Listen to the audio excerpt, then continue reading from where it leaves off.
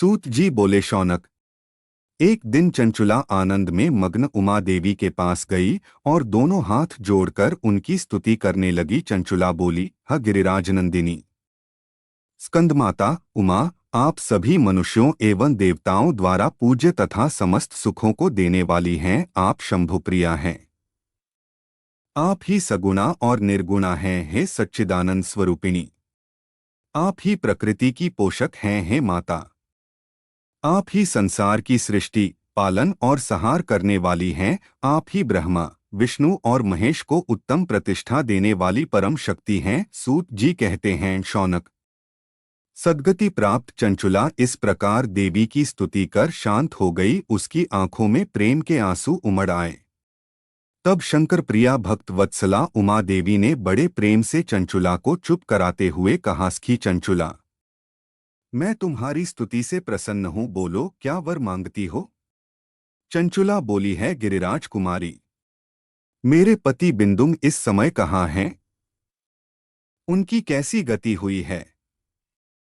मुझे बताइए और कुछ ऐसा उपाय कीजिए ताकि हम फिर से मिल सकें। हैं महादेवी, मेरे पति एक शूद्र जाति वेश्या के प्रति आसक्त थे और पाप में ही डूबे रहते थे। गिरिजा बोलीं, बेटी, तुम्हारा पति बिंदुक बड़ा पापी था। उसका अंत बड़ा भयानक हुआ। वेश्या का उपभोग करने के कारण वह मूर्ख नरक में अनेक वर्षों तक अनेक प्रकार के दुख भोग कर अब शेष पाप को भोगने के लिए विंध्य पर्वत पर पिशाच की योनि में रह रहा है। वह दुष्ट वहीं वायु पीकर रहता है और सब प्रकार के कष्ट सहता है। सूत जी बोले, शौनक।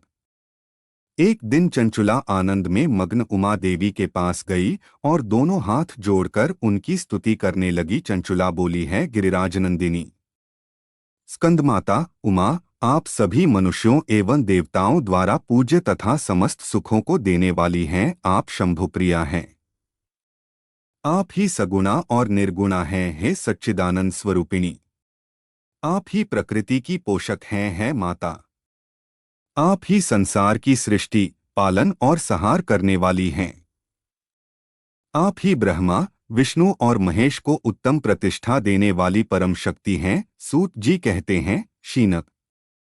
सद्गति प्राप्त चंचुला इस प्रकार देवी की स्तुति कर शांत हो गई। उसकी आंखों में प्रेम के आंसू उमड़ आए। तब शंकर प्रिया भक्त वत्सला उमा देवी ने बड़े प्रेम से चंचुला को चुप कराते हुए कहा, सखी चंचुला, मैं तुम्हारी स्तुति से प्रसन्न हूँ। बोलो, क्या वर मांगती हो? चंचुला बोली है, गिरिराज कुमारी, मेरे पति बिंदुग इस समय कहाँ हैं? उनकी कैसी गति हुई है? मुझे बताइए और कुछ ऐसा उपाय कीजिए ताकि हम फिर से मिल सकें।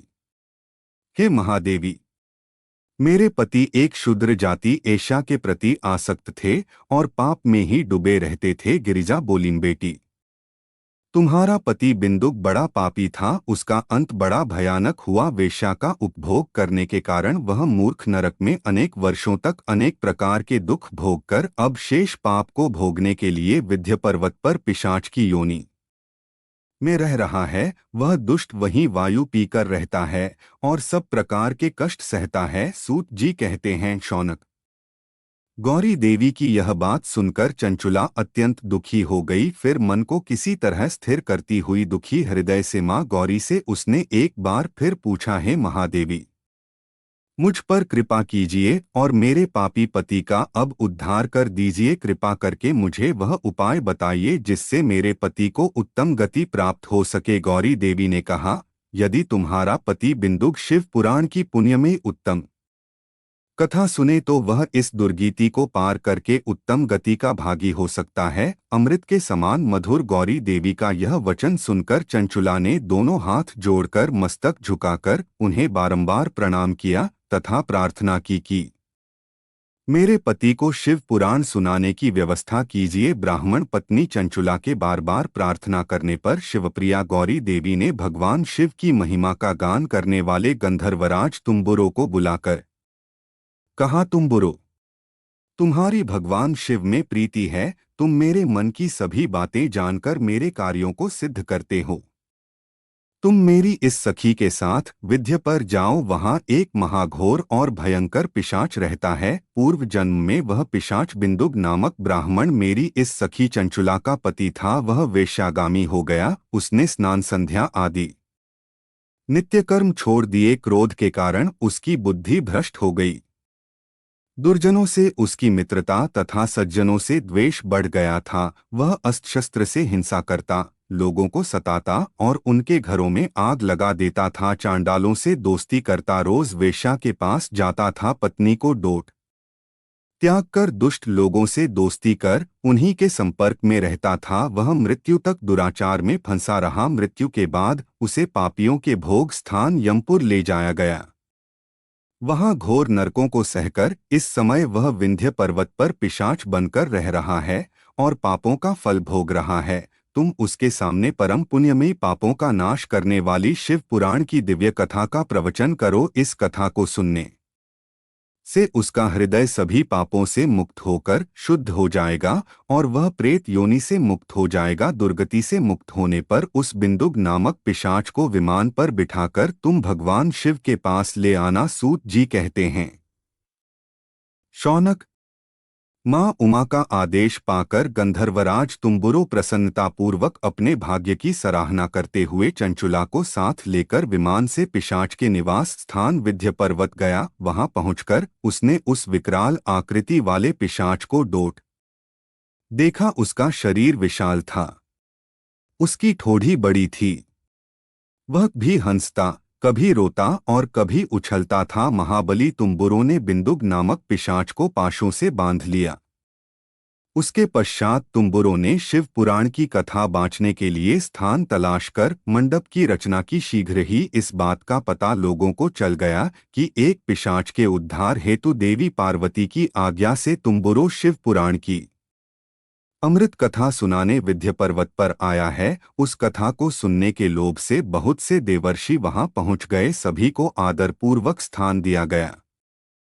पिशाच बिंदुक को पाशों में बांधकर आसन पर बिठाया गया और तब तुम्बुरों ने परम उत्तम शिव पुराण की अमृत कथा का गान शुरू किया। उसने पहली विद्येश्वर संहिता से लेकर 7वीं वायु संहिता तक शिव पुराण की कथा का स्पष्ट वर्णन किया। 7 संहिताओं सहित शिव पुराण को सुनकर सभी श्रोता कृतार्थ हो गए। परम पुण्यमय शिव पुराण को सुनकर पिशाच सभी पापों से मुक्त हो गया और उसने पिशाच शरीर का त्याग कर दिया। शीघ्र ही उसका रूप दिव्य हो गया। उसका शरीर गौर वर्ण का हो गया। शरीर पर श्वेत वस्त्र एवं पुरुषों के आभूषण आ गए। इस प्रकार दिव्य देहधारी होकर बिंदुक अपनी पत्नी चंचुला के साथ स्वयं भी भगवान शिव का गुणगान करने लगा। उसे इस दिव्य रूप में देखकर सभी को बहुत आश्चर्य हुआ। उसका मन परम आनंद से परिपूर्ण हो गया। सभी भगवान महेश्वर के अद्भुत चरित्र को सुनकर कृतार्थ हो उनका यशोगान करते हुए अपने अपने धाम को चले गए। बिंदुक अपनी पत्नी चंचुला के साथ विमान में बैठकर शिवपुरी की ओर चल दिया। महेश्वर के गुणों का गान करता हुआ बिंदुक अपनी पतलनी चंचुला व तुम्बुरों के साथ शीघ्र ही शिवधाम पहुंच गया। भगवान शिव व देवी पार्वती ने उसे अपना पार्षद बना लिया। दोनों पति पत्नी सुखपूर्वक भगवान महेश्वर एवं देवी गौरी के श्रीचरणों में अविचल निवास पाकर धन्य हो गए।